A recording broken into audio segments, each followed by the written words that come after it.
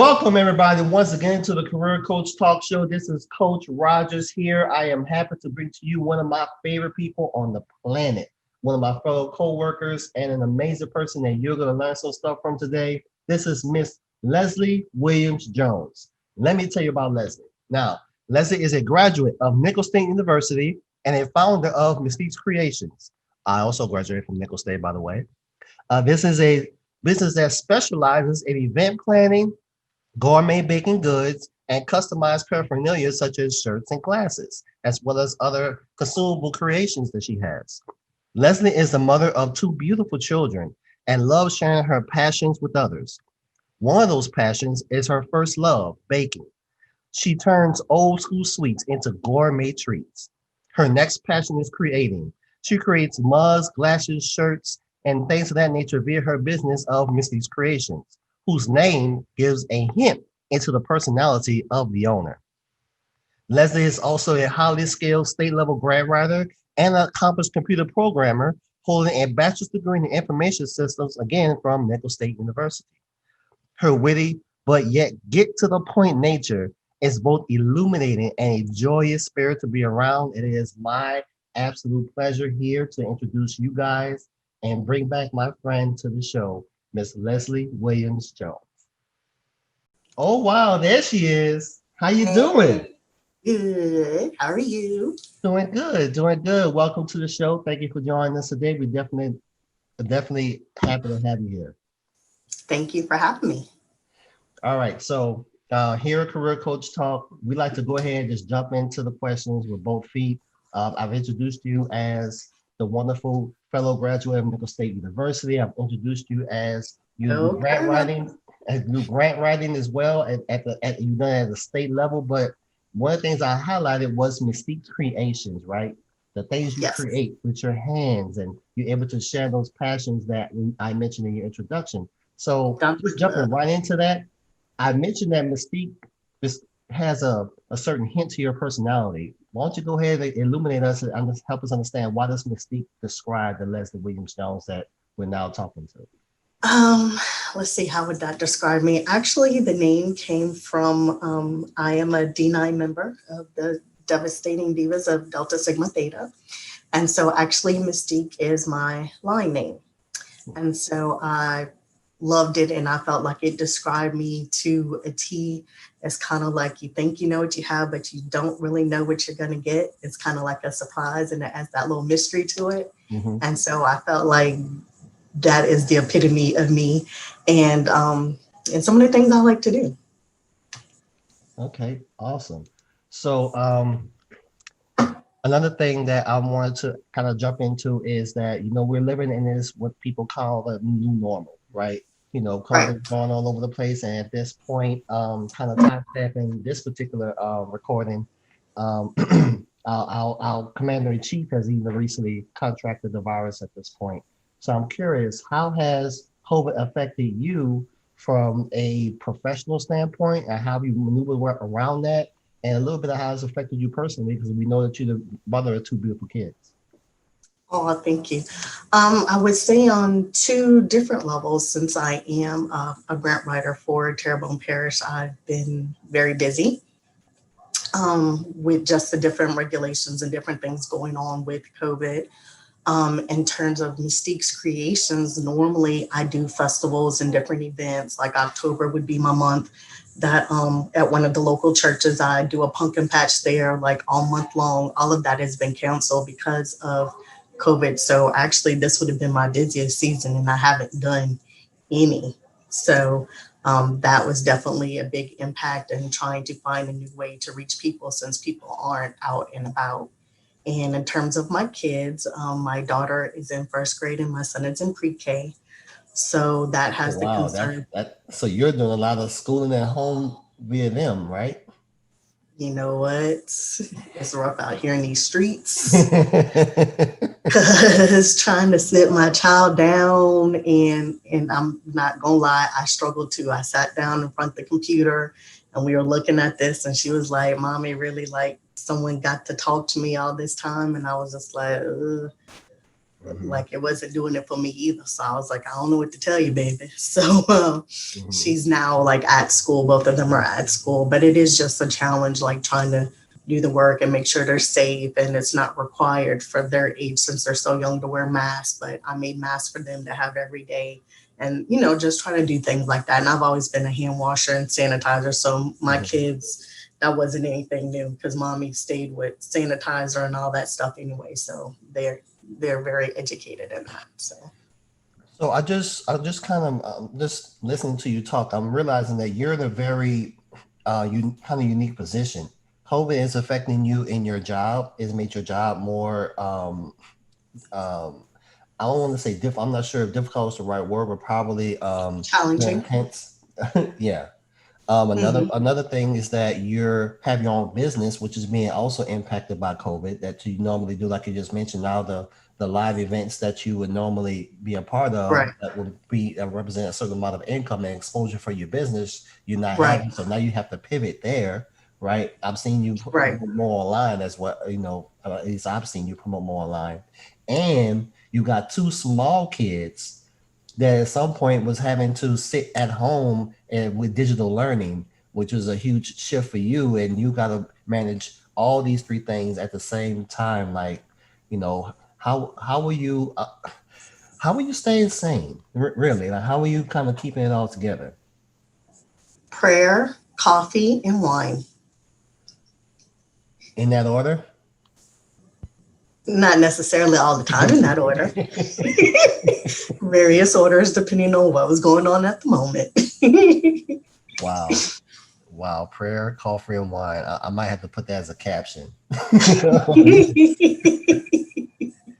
Wow. So But focusing. it definitely caused like a shift. So now, like as a result of that, I now have a website because before I didn't. Most of my stuff was just on Facebook or Instagram. Hmm, So as a result of that, like in July, I launched a website, mhm. mystiquescreations.com.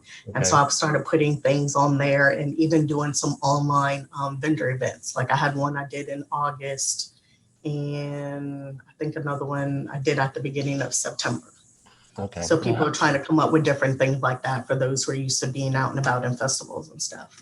And how are those things working out? Are you getting engagement when you do those particular type of events?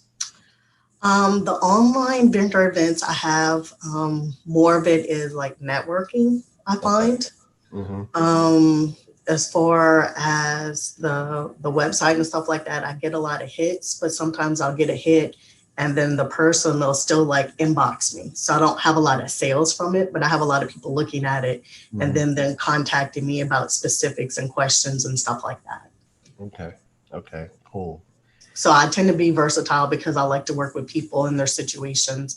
And then the online doesn't always answer all the questions and stuff like that that people have or, how they want to tweak different things. So I'm very flexible with that. So basically, you've been able to pivot and kind of work around these issues as they popped up for you, and maybe you're not Right. making as much. I don't think any of us or a lot of us aren't making as much as we were before, but Right. you still being, at least you're still being seen, and people know that you're still out here and you're still operating. Right. I find like myself and along with a whole bunch of other people when it first happened, Mm-hmm. like you stopped and waited to see how long it was going to be.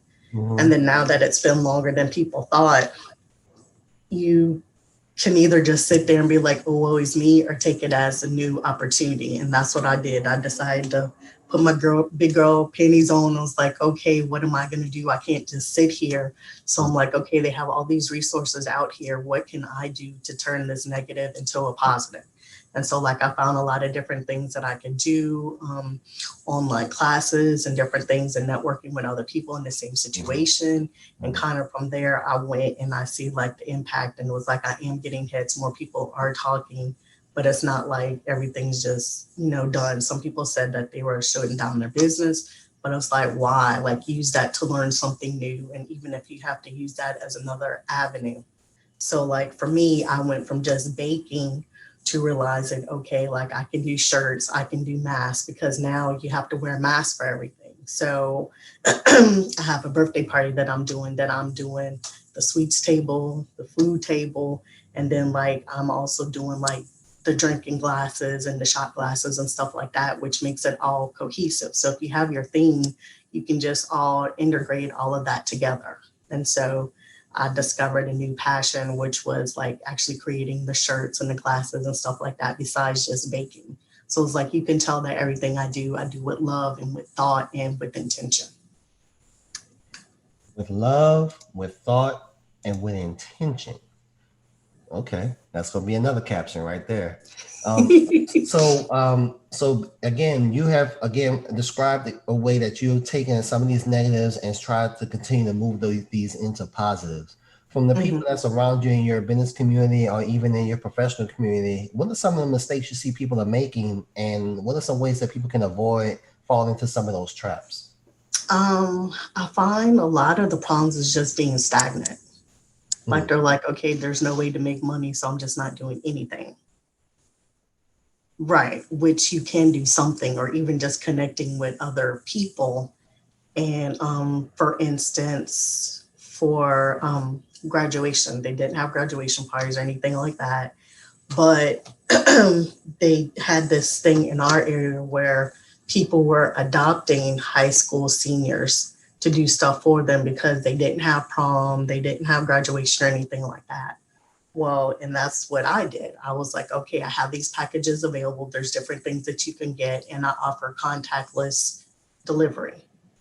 And so that's what I would do. This is what it is. I would go over there and I was like, okay, I show up with a mask and my stuff and everything sealed, and then just drop it off. Because I also took, which goes back to resources, a food safety on COVID training for contactless, deliveries and stuff like that. So that was one of the things as I used to my advantage, and I was able to do it in my business and see that, okay, this is a positive and this worked for me. Wow. So basically, don't be stagnant. Right. Look for ways that you can fill holes of a situation that people look for. What problems you can probably provide some type of solace or some type of solution to, which is what I hear. What I'm hearing is what you did. Right. And the big thing is really resources. Resources, and don't be scared.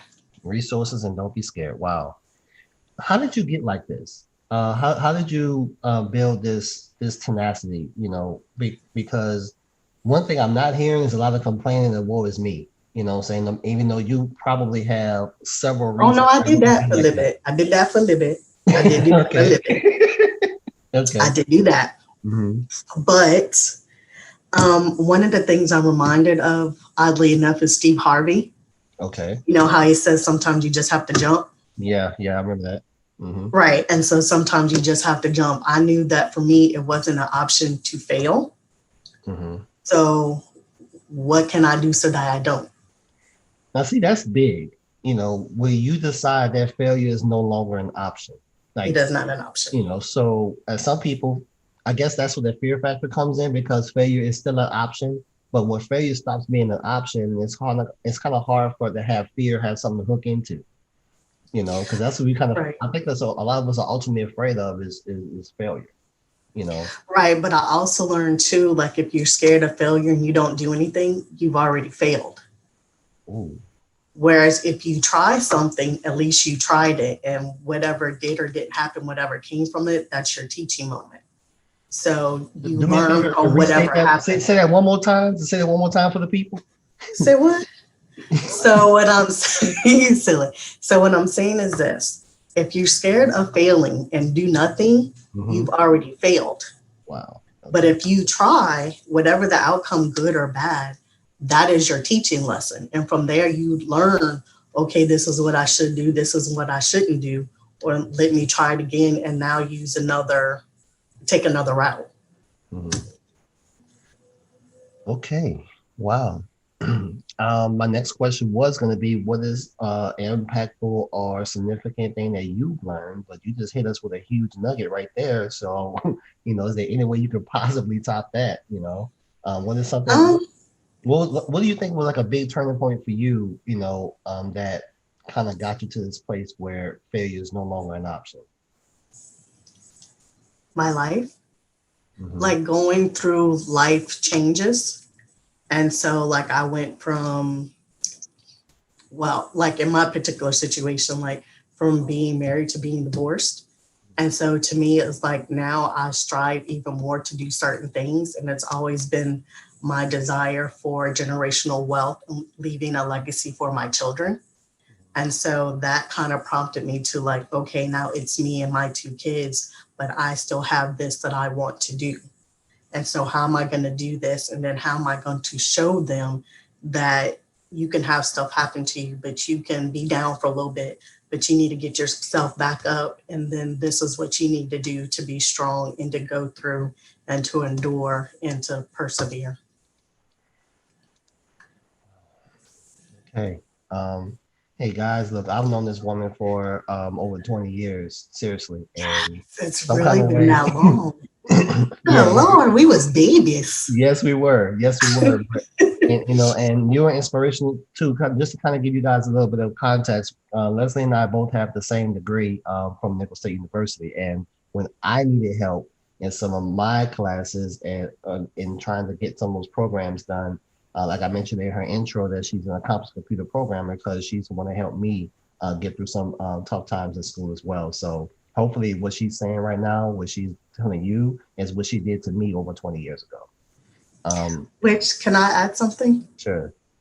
All right, like, so for me, you're an inspiration to me because I remember when we were in class, you were like, okay, I have this idea. Can you look over this stuff? And I was like, you sure you want me to look over? And you were like, yeah. He was like, because I know you're going to be honest and you're going to tell me raw, whatever. And then it was like, I did, and you were good. You weren't offended. You weren't like, oh, Lord, whatever. Mhm. And then to see that idea from 20 years ago turn into this and like the success and like you kept going forward, like from when we were food advisory at Nicholls to when Oh, you were at wow. Radio No, about Shack that. to when you was at Morgan. You know what I'm saying? Like just Mhm. all the different stuff that you have taken to get to where you are. And like with adversity and Katrina and moving and all this other stuff, like you didn't let that stop you. Like you kept going. And so like you're the epitome of seeing going from one step to the other and still making it and still thriving and still trying to help other people longer, give opinions and stuff like that. And you're still really down to earth with it. And I think that's dope. Thank you. That means a lot hearing from you. I appreciate that. Really? Yeah. Oh, okay. So tell us about your vision for Mystique's Creations. I want to ask you a little bit more about that, and now I'm going to ask you a little bit more about the grant writing too, because that may have piqued some people's interest as far as how that process works. So I kind of want to glean from you a little bit about those two things. So first thing, tell us about what is your vision for Mystique's Creations? Mystique's Creations was very intentional with creations and not just stating exactly what it was that I do. I started out baking, actually started out baking in Ellender Dorm. And Wow. yeah, I did. You didn't know that? No, I Oh, did okay. not know that. Yeah, I mean, my mom and I baked, and I always loved doing that. I said I was never going to learn how to cook, but I loved to bake, and I would always bake with my mom. And then when I went to Nicholls, I started baking in a dorm just for something to do. And then when I crossed, we would always have bake sales and stuff like that. And I love baking, so I put my stuff out, and people would literally be waiting for me to show up, whatever it was. And then my stuff always sold out. Hmm. And so I was like, okay, well, I just enjoy, doing it. So that's something that I've always wanted to do. And it kind of just blossomed from there. And then, like I said, in turn, I started out doing t-shirts and, things like that because of my kids and them needing certain things. And then I discovered that was another passion that I had. And I like being able to show, like, I love to party plan. I love all things coordinating, stuff like that. That's just how I am. I need everything to flow cohesively and stuff like that. So for me, I saw Mystique's Creations as generational wealth, but also going from just baking and doing all that to eventually like event planning so that I could take the person like each step at a time and incorporate the person into it and have more of that personal at home, like family feeling. Hmm. Okay, cool. So, Mystique's Creation is going to eventually become this party planning empire that can handle everything from top to bottom, make somebody's event, make somebody and create a whole experience through the Right. person for the person. That's Right. that's pretty dope. That's pretty cool. Okay, so talk to us a little bit about the grant writing process. Like, what exactly is grant writing, and what is it that? How do people actually do this? Because some people think, oh, it's free money. I need to get somebody to write some stuff on the paper so I get some free money. So but help Nothing is understand. ever free. No, Oh, nothing is ever free. mhm. Um, actually, that's something that I'm very passionate about. Like, I love grant writing. I find like one of the things that I'm good at is connecting resources, people with what they need and stuff like that. So that's how that all kind of relates with the grant writing and the baking and the, and all that. And that's kind of how it connects. As far as grant writing, there's different aspects. Like, I've been an administrator before while I actually wrote the grant, and whatever the project was, I saw the project all the way through fruition, which that part I love the most because you can see what happens. It's like someone's concept, you're able to um, put it down on paper where it comes alive, and then get the funding for it, and then actually be able to see the different steps that it took, and then the look on the people's faces once everything is complete. Currently, I'm writing, but I also help other people, and you basically research and look to find what matches with whatever it is that you're trying to do. And then usually if it's a foundation or state money or federal money, it'll tell you the stipulations for if you receive those funds. A lot of it is reporting, a lot of it is keeping up with your receipts and different things like that, pictures, and stuff like that. There has to be some type of documentation. Now, some of the grants are 100% free money, quote Mhm. unquote, and then some of Mhm. them you have to have a match. Whereas they'll give you, say, 75% of the money, you have to come up with 25%, and kind of like from there. Oh, okay. I didn't know they had those match programs where they give you a certain portion, but you have to show that you have the other portion for them to. Right. And Okay. you have to show that you're going to maintain the project or do something with it after the fact. So they don't want to show that they're okay, they're going to pay for the project for a year, and then after a year, the project is over. Hmm. Like people who want money for like mentoring, they don't want to be like, okay, it's just going to be 1 year. They want to see that there's a way to sustain it, or if you have an idea of how you want to keep things going and to grow it. Hmm. And so you're making me think now because I'm like, I have a project, a particular project for the schools that I've had for years, but I never thought about trying to write a grant to request people to. It's almost like an investment opportunity type thing. You could do it that way. Basically, you invest in the future, in this case of kids, but yeah. Okay, so I used to think grants were like I got to sit back and wait to see what grants are available. I can actually put a request out there, and so somebody can create a grant for an idea that I have. No. Okay, So what you okay, can do, what I'm you about to get can excited. no, what you can do is put a request to someone that you know has time to look and see if there's a grant out there. Ah, okay, So you grant. have to have the time to research and see if there's something out there that fits what it is that you're trying to do. Hmm. Because like different funding agencies will say that they're only funding these certain things, and this is the criteria you have to meet. This is the time they need it by, Hmm. you know. How do you find that stuff? You can't just Google that, right? I mean, is there certain portals or something you have to go to for that? Some things you can Google. A lot of times they have databases. Some are free, some are not free. It just depends. And it also depends on if you're like an individual, if you're a nonprofit, or if you're like a governmental agency. Hmm. So, like for nonprofits, they have like lano.org, and you can be a member, and then it'll have like database and stuff for you to look at. Like I work for the parish, so there's like grantfinder.com. And so they pay for subscription. And then through that, I literally look every day for different grants and then see. And then once I see something, normally the department heads will say, okay, we need money for this. And so I'll say, okay, and I'll look, I'll find something, and then I'll send it to them and say, is this what you're looking to do? Is this feasible for the time frame? Because sometimes the grants will say it needs to be done in a year. Sometimes the grants will say it needs to be done in 3 years. So you have to know if they have the staff to do it, or, the time frame and stuff to get everything done. Wow. Okay, cool. Thank So you. it does kind of require patience. And I know for me, it's kind of like, but that's actually something that I do enjoy doing. And it is a lot of back and forth, and you do kind of have to have a relationship with the people that you're working with to know if that's what it is that they want and whether or not they'll be able to get you the information timely in order to get it done. So would that be something that you'll be able to? I'm just kind of just thinking off the top of my head. I mean, because you have all these diverse skills that you kind of that are melding together for yourself. Would Mystique's Mhm. Creations be like, do grant research to help somebody fund something they're trying to do, and as a part of that, they also comes with the event planning package along with that? Would that be something that's possible for you to offer organizations out there?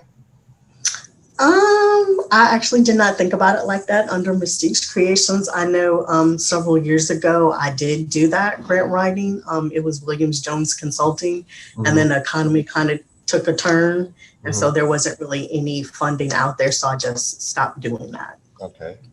And so now I focus more on like the baking and like the other stuff. And that could be a could. And I mean, if people ask me a question, I Could can be a kind nice of way to think double in that dip. I'm just thinking direction. that's a nice way to kind of double dip a little bit, kind of create business for the other business, type of situation. Mhm. Like if I know there's someone that can help them with that, then I lead them in the directions like, hey, this is someone you could Hmm. contact to do such and such. So yeah. Interesting. All So right. I just do that by habit. So it's just something I do. Awesome. So we've learned a lot from you today. Definitely enjoyed talking with you. You almost made me tear up a little bit earlier when you was telling us, giving us Why? all those Oh, inspirational words. So I definitely appreciate that. So tell us how can we contact you? How do we find you? You mentioned your website a little bit earlier, but kind of give us where we can find you online. that's mystiquescreations.com. So that's www.mystiquescreations.com. You can find me on Facebook for Mystique's Creations, and on Instagram, it's Mystiques_creations. Okay, cool. And So email is mystiquescreations@gmail.com. awesome. Awesome. Thank you for sharing that. Thank you for your time. Thank you for Thank you. the This was words, the fun. smiles. Yes, I've really enjoyed this, and I'm glad I've had the opportunity because it's like you're today, but you're also yesterday for me too. So it's been an Yeah, it's enjoyable kind time. of cool. Like when you're with someone that it's like, okay, like we're friends, like they knew you when you were young, and then kind of seeing you like grow up and like who we are. Because now I say we're real adults. Back then we was baby adults, Yeah, and exactly. just kind of watching how people have transitioned. So that's pretty cool. Yes, it And there's is. not a whole lot that I'm like, ooh, yeah, like I'm actually, transparent. Hmm. So I'm gonna ask you. This is my final question. I ask this question to every last guest that comes on the show. So if Okay. you were to leave the Career Coach Talk audience with one message or one lasting thought, what would that be? Perseverance. Hmm. Like don't give up, Hmm. because there's so much going on, and sometimes I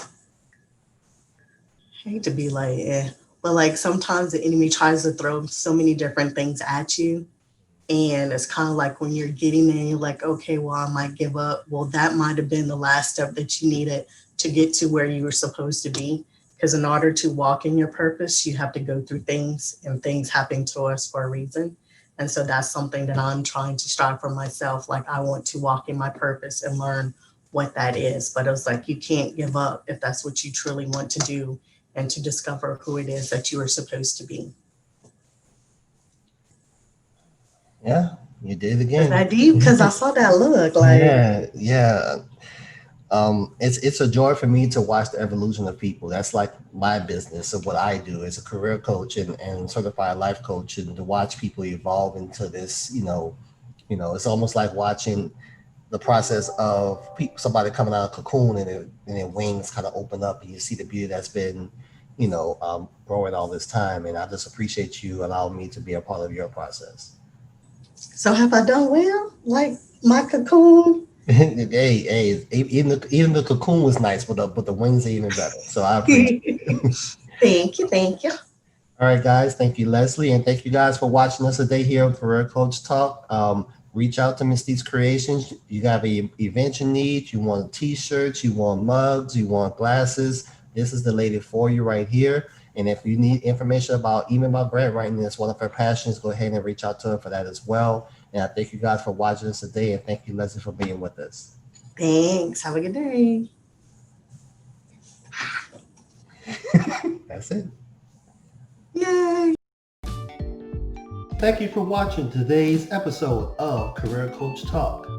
Are you ready for your next professional version of yourself?